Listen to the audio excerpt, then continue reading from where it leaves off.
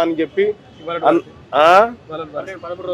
అందులో ఒక 10% అన్న ఈ అబ్బాయి కుటుంబానికి ఇవ్వాలి వాళ్ళు వచ్చిన లాభాలలో అని చెప్పి చెప్తాను. దాంతో వాళ్ళ కుటుంబాన్ని బాగు చేయలేం, కానీ ఇంకోసారి ఇటువంటివి చేయకుండా ఉంటారు.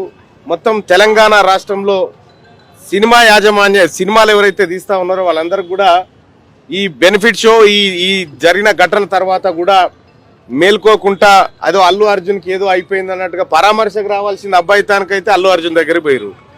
ఈ సినిమా వాళ్ళకు కూడా ఒక మాట ఏంటంటే, అల్లు అర్జున్కి ఏం కాలేదు, ఆయననేం ఎలకలు కొరకలే, ఆయననేం ఎవడు గిచ్చలే, ఇక్కడ పరామర్శకు రావాల్సినటువంటి చోటికి రాకుండా అల్లు అర్జున్కి ఏదో అయిపోయిందని చెప్పి మీరు ఆయన మెప్పు కోసమో దేనికోసమో పోతా ఉన్నారు. పోతే బొర్రి, కానీ పైపెచ్చు అల్లు అర్జున్ అరెస్ట్ తర్వాత ఇదేదో కాంగ్రెస్ పార్టీ రాష్ట్ర ముఖ్యమంత్రి చేయించిన అనేటువంటి తిక్కల మాటలు మాట్లాడుతూ ఉన్నారు. అవి బంద్ చేసుకోరు జరా.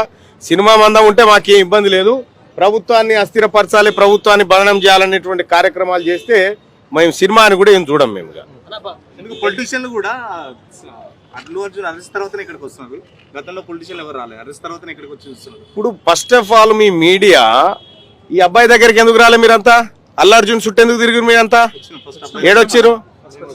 అల్లు అర్జున్ యాడున్నాడు, యాడ్ అరెస్ట్ అయ్యిండు, యాడున్నాడు, ఏం కథ, చిక్కడపల్లి అనేది ఎందుకు పోయిరు?